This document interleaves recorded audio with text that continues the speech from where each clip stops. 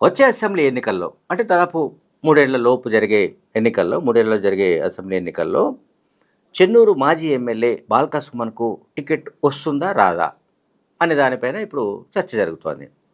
దీనికి కారణం ఏంటంటే కేటీఆర్ ఇటీవల జరిపిన సభలో మరి తన కుడి భుజంగా చెప్పుకునే అంటే కుడి భుజం కేటీఆర్‌కు కుడి భుజంగా బాల్క సుమన్ చెప్పుకుంటాడు. కేటీఆర్ ఎప్పుడు నాకు కుడి భుజంగా బాల్క సుమన్ ఉంటాడని చెప్పిన జ్ఞాపకం అయితే నాకేది లేదు.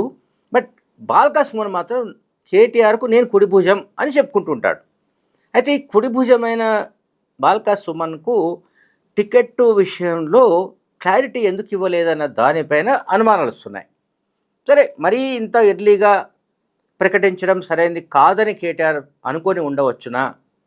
లేక మరేదైనా కారణం ఉండొచ్చునా? ఆయన పైన ఏమైనా ఆరోపణలు ఉన్నాయా? వాటి నేపథ్యంలో ఒకవేళ బాల్క సుమన్‌కి ఇస్తే ఆ సీటు కోల్పోతామన్న అనుమానాలు ఏమైనా కేటీఆర్‌కు ఉన్నాయా? లేక కేటీఆర్‌కు ఉన్న ఇన్ఫో ఏంటి?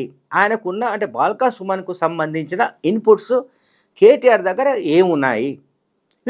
వీటన్నిటికి సంబంధించి రకరకాల ఊహాగానాలు జరుగుతున్నాయి. తర్వాత చెన్నూరు కాన్స్టిట్యుయెన్సీలో కేటీఆర్ ఏం మాట్లాడారో ఒకసారి మనం విందాం. మనం వింటే మనకు ఒక క్లారిటీ వస్తుంది. కాదు, ఇలా వాళ్ళకి అవకాశం వచ్చింది చేయమని. కానీ ఖచ్చితంగా ఒకటి మాత్రం గుర్తుపెట్టుకోండి, మళ్ళీ తిరిగి కేసీఆర్ రావాలి, ముఖ్యమంత్రి కావాలి అనుకుంటే అనే ఆలోచన మీకుంటే ఈసారి మళ్ళీ మీరు కోడిగుడ్డు మీద ఈకలు ఈకకూరి. ఎందుకు? కేసీఆర్ గారు కారు గుర్తు మీద ఎవరిని పంపినా, రేపు కేతన్పల్లిలో ఎవరిని పంపినా, చెన్నూరులో మున్సిపాలిటీలు ఎవరిని పంపినా, రేపు చెన్నూరు అసెంబ్లీకి ఎవరిని పంపినా మీరు ఒకటే అది పెట్టుకోరు, ఈ ఓటు కేసీఆర్కి వేస్తున్నా అనుకోవాలి తప్ప అక్కడ నిలబడ్డ ఆయన గురించి ఆలోచన చేయకూడదు. ఎందుకంటే మీరు మళ్ళీ ఒక్కసారి ఈ నిలబడ్డ ఆయన చక్కగా ఉన్నాడా, పొడుగు ఉన్నాడా, పొట్టిగున్నాడా, ఈయన నల్లగున్నాడా, తెల్లగున్నాడా, ఈయన గిట్లనా గట్లనా అని మీరు ఎక్కువ తక్కువ లెక్కలు పెట్టకూడదు. పెడితే మళ్ళీ ఇదే నష్టం అవుతుంది. ఎందుకంటే ఏమైనా సరే కేసీఆర్ గారు ఆలోచించి నిర్ణయం తీసుకుంటాడు. అక్కడ నిలబడ్డ వ్యక్తి కారు గుర్తు మీద వచ్చిందంటే కేసీఆర్ పంపించిండు, ఈ ఓటు కేసీఆర్కి వేస్తున్నా అనుకోవాలి, కళ్ళు మూసుకోవాలి, ఒత్తాలి. అంతేగాని ఇక మనం ఆగం కావద్దు. మళ్ళీ ఆగమైతే మళ్ళీ ఇదే మోసం అవుతుంది. మళ్ళీ ఎవరో వస్తారు, ఏదో చెప్తారు, ఇది ఇస్తా అంటారు, అది ఇస్తా అంటారు, కడుపులో తల పెడతారు, కాళ్ళు పట్టుకుంటారు, అమ్మ అంటారు, అక్క అంటారు, అయ్య అంటారు, అల్లుడు అంటారు, బామ్మరిది అంటారు, కొత్త వరుసలు కలుపుతారు, ఆగమాగం చెప్తారు, మళ్ళా గందరగోళం అవుతుంది. తప్పకుండా 2-2.5 ఏళ్లలో రాబోయే రోజుల్లో ఇది నాకు తెలిసినంత వరకు దీని తర్వాత ఎలక్షన్లు ఉండయి. మున్సిపాలిటీ తర్వాత జిల్లా పరిస్థితి ఉంటుందని నేను అనుకోను. ఎందుకంటే ముఖ్యమంత్రి రేవంత్ రెడ్డి పగ పట్టిండు. ఆయన మంచిర్యాల జిల్లా ఖచ్చితంగా ఎత్తేస్తాడు, మీరు యాద పెట్టుకోండి. మంచిర్యాల జిల్లా ఎత్తేస్తాడు, ఆసిఫాబాద్ ఎత్తేస్తాడు, నిర్మల్ జిల్లా కూడా ఎత్తేస్తాడు. ఆయన ఆల్రెడీ చెప్తున్నాడు, కొత్త జిల్లాలు తప్పు చేసిండ్రు, నేను తీసి పారేస్తా అని చెప్తున్నాడు. కాబట్టి మరి మీరు కూడా ఆలోచన చేసుకోవాలి. ఇదివరకు మీరు అందరు ఆదిలాబాద్ పోయి పని ఉంటుండే, చెన్నూరు వాళ్ళు ఎంత దూరం మీకు ఆదిలాబాద్? రైట్. ఈ జిల్లాల రద్దు వీటికి సంబంధించి మళ్ళీ మనం ఇంకొకసారి ఒక సపరేట్గా ఒక వీడియోలో మాట్లాడదాం. ఎందుకంటే జిల్లాలు తొలగించేది లేదు అని ప్రభుత్వం నెత్తి నోరు బాదుకొని చెప్పిన బీఆర్ఎస్ పార్టీ వాళ్ళు వినే పరిస్థితులు లేరు.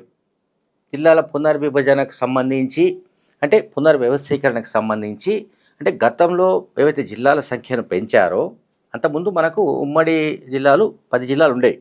వాటిని కేసీఆర్ హయాంలో 33 జిల్లాలుగా మార్చారు. సరే, పరిపాలన సౌలభ్యం అనండి, అధికార వికేంద్రీకరణ అనండి, ప్రజల దగ్గరకే పరిపాలనను తీసుకువెళ్ళే కారణం అనండి, what ever it is 33 districts అయ్యాయి.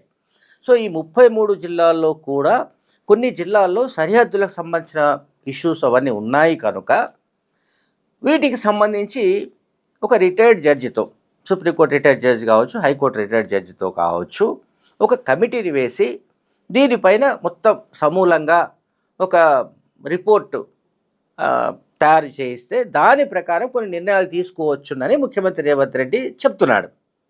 ఆయన ఇప్పుడు జిల్లాలు ఏవైతే ఆల్రెడీ ఎగ్జిస్టింగ్ ఉన్నాయో ఆ జిల్లాలను కొన్నింటిని తొలగిస్తారని చెప్పలేదు, లేదా ఇంకొకటి ఆయన చెప్పిన దాఖలు లేవు. సరే, జిల్లాది పక్కన పెడతాం, చాలా డీటెయిల్గా మాట్లాడాలి జిల్లాలకు సంబంధించి. అయితే ఇక్కడ ఆయన చెప్పిన దాంట్లో ఒక పాయింట్ ఉంది. ఆయన ఏమంటున్నాడంటే, మీ కాన్స్టిట్యున్సీ అంటే చెన్నూరు కాన్స్టిట్యున్సీకి సంబంధించి మనం పరిమితమై మాట్లాడుతున్నాం. చెన్నూరు నియోజకవర్గంలో ఎవరిని అభ్యర్థిగా నిలబెట్టినా మీరు ఆ అభ్యర్థి గుణగణాల గురించి మాట్లాడకండి. మీ అభ్యర్థి ఇట్లా ఉన్నాడు, అట్లా ఉన్నాడు, మీ అభ్యర్థిపై ఈ విమర్శలు ఉన్నాయి, ఆ విమర్శలు ఉన్నాయని మీరు మాట్లాడవద్దు. ఆ అభ్యర్థి ఎవరైనా సరే కేసీఆర్ ఆచితూచి తూకం వేసి సరిగ్గా ఉన్నాడా లేదా, సరిగ్గా పెర్ఫామ్ చేస్తాడా లేదా, గెలుస్తాడా లేదా అని అన్ని కోణాల్లో ఆలోచించే నిర్ణయం తీసుకుంటాడు కనుక ఎవరు కేసీఆర్. ఇక మీరు భయపడాల్సిన పని లేదు. అంటే మీరేమీ ఆలోచించాల్సిన అవసరం లేదు. మీరు నేరుగా కేసీఆర్కి ఓటు వేస్తున్నట్టుగానే భావించాలి. అభ్యర్థి ఎవరైనా కావచ్చు. ఇంతకుముందు బహుశా కేటీఆర్ అచ్చంపేట లాంటి చోట కూడా ఈ రకంగానే మాట్లాడాడు. అక్కడ మాజీ ఎమ్మెల్యే బీఆర్ఎస్ మాజీ ఎమ్మెల్యే గోల బాలరాజు బీజేపీలో పోయినప్పుడు కూడా మనకు అభ్యర్థుల కొరత లేదు, నాయకుల కొరత లేదు, గోల బాలరాజు పోతే పోనివ్వండి, మరొకరు పోయినా మనకు సంబంధం లేదు. ఇక్కడ కేసీఆరే ప్రతి కాన్స్టిట్యున్సీలో క్యాండిడేట్. ఇప్పుడు దీని అర్థం అదే. ఇప్పుడు కేటీఆర్ ఏం చెప్తున్నాడు, చెన్నూరులో ఎవరిని నిలబెట్టినా, మంచిర్యాలలో ఎవరు నిలబెట్టినా, బెల్లంపల్లిలో ఎవరు నిలబెట్టినా, కాగజ్ నగర్లో ఎవరు నిలబెట్టినా, మరో చోట ఎవరు నిలబెట్టినా కేసీఆర్ పంపించాడు కనుక కారు గుర్తుపై మీరు గుద్దాలి. మీకు ఇంకొక ఆప్షన్ లేదు. రెండున్నరేళ్లలో ఎలక్షన్స్ రాబోతున్నాయి. కేసీఆర్ మళ్ళీ ముఖ్యమంత్రి కావడం పక్కా కనుక దీంట్లో మాకెవరికి అనుమానం లేదు. కాబట్టి మీరు కూడా ఎవరు అనుమానించాల్సిన అవసరం లేదు. మీరు కూడా ఏ రకమైన ఆలోచనలు పెట్టుకోకండి.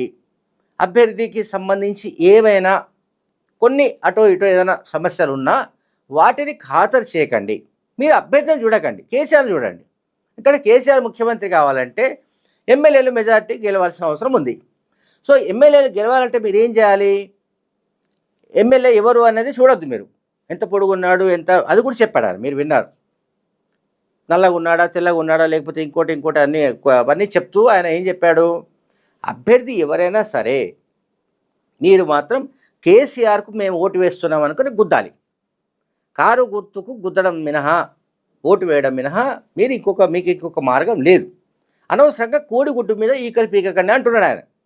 ఇక్కడ కోడిగుడ్డుపై ఈకలు పీకకండి అంటే దాని అర్థం ఏంటి, బాల్కా సుమన్ పైన ఏమైనా విమర్శలు ఉన్నాయని మనం అనుమానించాలా, ఆయన పైన ఏమైనా ఆరోపణలు ఉన్నట్టు అనుకోవాలా, లేకుంటే ఆయన ఈసారి పోటీ చేస్తే పరిస్థితి బాగుండదేమో అని కేటీఆర్ అనుకుంటున్నట్టుగా కూడా అనుమానించాలా.